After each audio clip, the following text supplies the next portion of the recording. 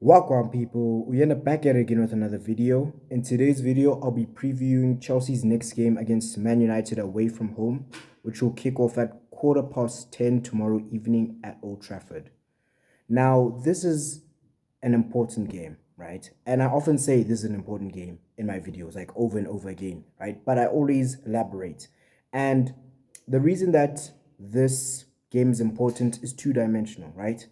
First of all, this is a six-pointer, right? We can gain 3 points and we can also prevent a top four competitor of ours from getting 3 points. So the way I'm looking at it right now, Chelsea have 19 points and sit 10th in the league. United sit 7th with 24 points.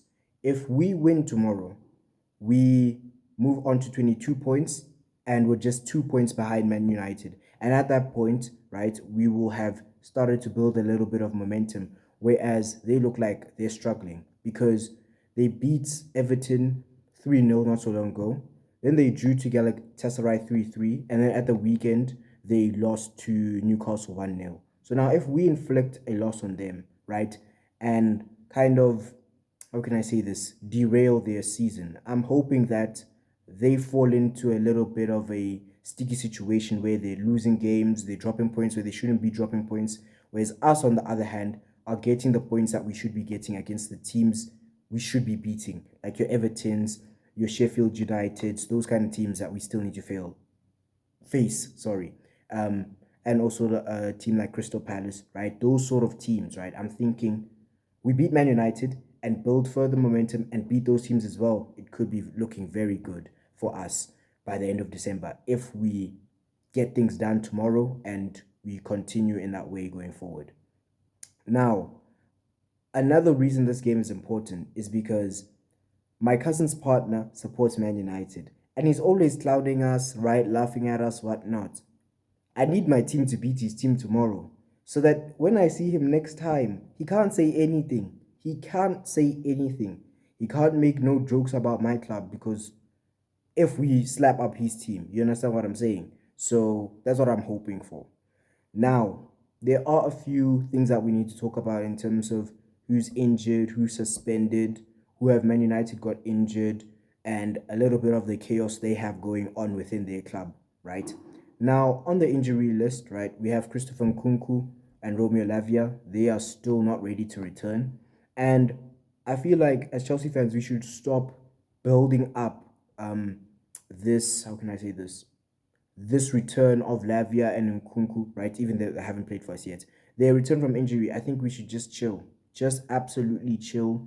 Don't get excited for it or anything like that. Because what happens is week after week we're anticipating it. And it doesn't happen, bro. I'm tired of that personally. So I'm not gonna anticipate it. I'm just gonna say, hey, Poch will tell us when they're ready, and that will be that. Apart from them, we've also got Carney Chukwemeka still out. We've got Trevor Chalobah out. Wesley Fofana still out, right? And two new injuries, Leslie Gochukwu, Noni Madueke, Ben Chilwell we know about already.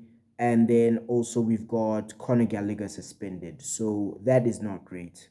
That could hinder our ability to stop Man United tomorrow evening, but it's fine. We'll probably make a plan, right, to cope with the situation. I wish Gallagher didn't get himself sent off, but the situation is a situation. So now we just have to make a contingency plan and move intelligently. Right, cool. Now, as for Man United, the players they've got out, they've got Johnny Evans out, Tyrell Malacia out. What else have they got out? They've also got Casemiro out. They've got Mason Mount out, and who else? They were four. It was Malacia, Evans, Casemiro, Mount. There's one more that I'm missing. I'm not sure who it is right now, but it's fine. Let's move on, right? And in bigger news, it's looking like the dressing room has turned on Eric Ten Hag, right? Sky Sports released an article on Monday, I think it was, right, where they had said that 50% of the dressing room has turned against Eric Ten Hag, right? And basically the players are downing tools, right? Now, I heard this on the United Stand, right, which is hosted by Mark Goldbridge most of the time, and he was saying that he does believe there are players downing tools, right, but he doesn't think it's 50% of them. But regardless, if you have a situation in which players are downing tools, it's not looking good, bro. Because if they're not trying hard enough against a team with the quality of Chelsea, it could be a wrap. You understand what I'm saying? Now, obviously, for them, what makes the situation better, I guess, is that they're playing at home, so that those players who are downing tools, they can't really put in minimal effort when you're playing at home, because at that point you'll be found out and you're going to expose yourself. So I'm sure they'll bring their A game, which means we should just bring our A game. And if they do decide to down tools even at home, we just take advantage and move on. Cool. Now, let's get into the lineup, right? Who should play this game? Who shouldn't play this game, right? We've got some returning players, which is great, and a few areas in the team where I feel like, okay, here, this requires a change. You know what I'm saying? So let's get into it. Now, in goal, Robert Sanchez, easy, right? Petrovic couldn't get a game against Blackburn, so he's not going to get a game against Man United away from home. It's not going to happen. So, yeah, Sanchez starts in goal, and he was decent in the last game, so I have no problem with him playing. Just one thing, though. Just one thing from Sanchez. Please, brother, please, do not overplay. Do not overplay. In terms of playing out from the back, right, I understand that it's something a modern keeper has to be able to do and something that they have to actively do. I get it, right? That's just how the modern game is. But don't overdo it, bro. I feel like he overdoes it sometimes and he overthinks and all of that. I just want him to be calm, composed on the ball, and just play normally. Worst comes to worst, right? Play a safe pass. Don't play a pass that you think is potentially dangerous. Just play the safe pass or clear it or get it out for a throw far from the goal, whatever, bro. But just keep calm tomorrow. And then at right back, I would go with Reece James for sure, because there is no one else really that we can turn to. I don't want Disasi playing at right back, just because of the fact that I felt like he got twisted up against Matoma at times against Brighton and Adingra as well, right? I think they twisted him up a few times, and I want a rock solid right back, and that's what I think Reece James is. Now, Reece James, tomorrow, right, after his suspension, he needs to chill, bro. I don't want to see him getting stupid yellow cards as the club captain. Aspi didn't do such, John Terry didn't do such, Gary Cahill didn't do such. I don't want to see it from him, because that's not what a Chelsea captain does, picking up stupid yellow cards. No. If he does pick up a yellow card, right, allow it to be for a good reason, such as, oh, I just had to take one for the team, or United were in behind, something like that. But otherwise, don't pick up stupid yellow cards. Right centre back and left centre back, I'm going with Thiago Silva and Beno Bareshile. That's easy. And the reason I go with this centre back pairing is that they've played the last two games, right? And they both speak French, if I'm not mistaken. Thiago Silva wasn't born in a French-speaking country, but he played at PSG for a while, so I think he speaks French, right? And Bareshile, that's obviously his native language. So I feel like there's good communication there and good chemistry there. And we even saw it last season. It's not even a thing that has just started this season. We saw it last season as well. So let's be consistent in terms of our lineup and pick the same centre back pairing. I think we'll do a good job. At left back, I would go with Marco Correa over Levi Colwill. Now, I'm part of a WhatsApp group, right, with Chelsea fans from quite a few different countries, right, most of them Nigerians, right, and there was a poll, right, and people were asked to decide between Colwill starting at left back or Correa starting at left back, and people are choosing Colwill, and I'm just thinking, why? His one-on-one defending as a left back leaves a lot to be desired, because this man will back off of a winger, right, and will allow them to cut inside. I don't need that from my left back, right, especially against a team like Man United. I do not need that. So for that reason, I'm going with someone who's going to get tight to those types of wingers, who's going to stop them from operating, right, like he did against Arsenal. I'm turning to Marco Correa. Let's go. As for Kuku as well, he was also suspended recently. He needs to chill. I want him to be getting close to the wingers, right? Not allowing them to have time and space on the ball, right? But at the same time, when you're challenging for the ball, win it cleanly, bro. Don't get yourself booked. We don't need that. Cool. In the midfield pivot, right, I would go with Enzo Fernandez and Moises Caicedo, our 100 mil superstars from South America. They need to stand on business tomorrow.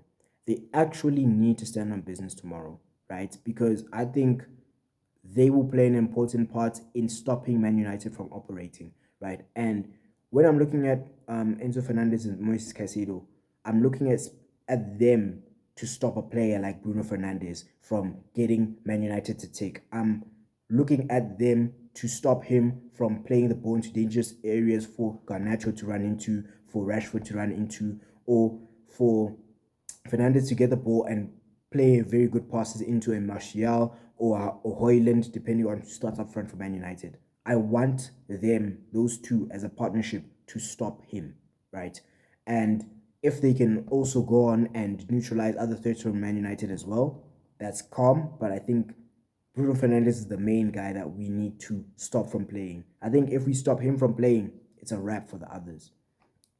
Now, the three players in front of them, right, the more attack-minded players, right, I would go with Cole Palmer in the 10 because Gallagher is out. If Gallagher was present, then he would be playing at the 10, but he's not, so it is what it is. And then on the right wing, Sterling, left wing, Mudryk. Now, I wish Gallagher was available, but unfortunately he's not. So what Cole Palmer is going to have to do is he's going to have to adapt the role of a Gallagher, right? Winning the ball back high up the pitch, right? Which Cole can do because he's not lazy to press and he has shown that this season, right? When you watch him, right, it's not only like the great passes that he picks out, he's also very much willing to press, and he needs to do that tomorrow because I don't want to give Man United time and space, right? I don't mind if we're sitting in a low block, we're trying to frustrate them, we're not leaving space in behind. I'm happy with that, but I do not want us to sit off them and allow them to have the ball and then just play diagonals if they want to, or play dangerous balls up top and stuff like that, and have Martial or Hoyland running in behind. I don't want any of that, right? So I want someone who's going to press, and I'm looking at Cole Palmer to do that in the number 10 role. Now, as for Mudryk and Sterling, given that we're playing away from home, right, and Man United had a loss against Newcastle, and a lot of their fan base is unhappy with how they played, they will be looking to avenge themselves. They will be looking to fix their errors from that game. So that tells me that they're gonna come to Old Trafford and they're gonna play like serious ballers, right? They are probably gonna try to dominate the ball, try to control the game, right? And if that's the case, I don't mind playing on the counter. But when we do get our chances on the counter, we need to take them. No lackadaisical finishing, no poor finishing, stuff like that. Not being in positions where we're getting opportunities, but we're not bearing them. Because if we do that, it's probably chai, especially if we're forced to play on the counter attack. So Mudryk and Sterling, they need to be sharp tomorrow, right? They need to not be getting caught offside needlessly, things like that. And where they have opportunities to play good passes, right, to the main man up front, or to take shots themselves, they need to be clinical. I need that from them tomorrow. Up top, I would go with Nicholas Jackson. He did get an assist against Brighton, and I think he has good link-up play, right? Which is why I've decided to play him as opposed to Broya, right? Who has had limited game time this season.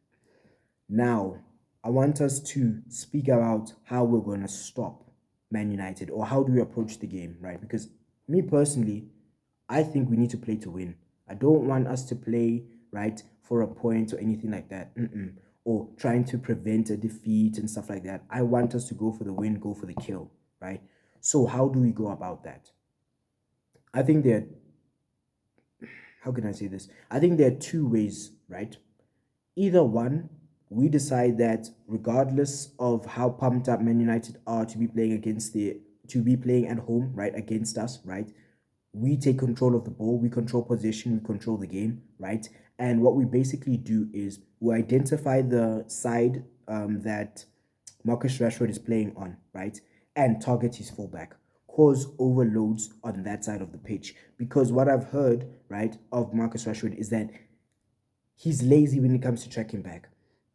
If he's lazy when it comes to tracking back, right, targeting his fullback tomorrow makes a lot of sense, because the fullback will be in a situation where maybe it's 3-on-1 or 2-on-1 and he won't be able to cope. And then we're just getting dangerous balls into the box, right?